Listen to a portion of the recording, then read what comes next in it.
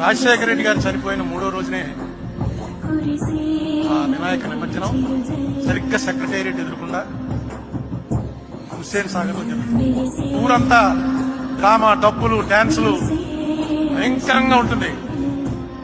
ఏంటి అసలు ప్రతివాడు వాళ్ళ ఇంట్లోంచి వినాయకుడిని తీసుకొచ్చి కలపవలసిందే అనేటువంటి ఒక యుద్ధం జరుగుతున్నట్టుగా ఉంటుంది. ఆ రోజు బాజా భజనలు లేవు, బాణసంచాలు లేవు.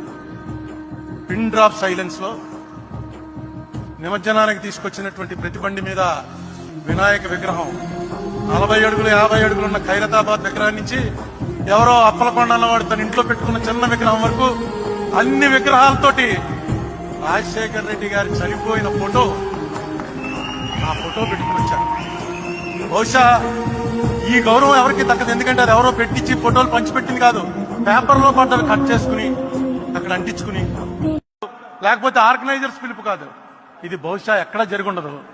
ఆ సంఘటన చూడగానే అనుకున్నాను నేను, రాజశేఖర రెడ్డి అన్నవాడు ఒక మనిషిగా కాదు, దేవుళ్ళో కలిసిపోయాడు.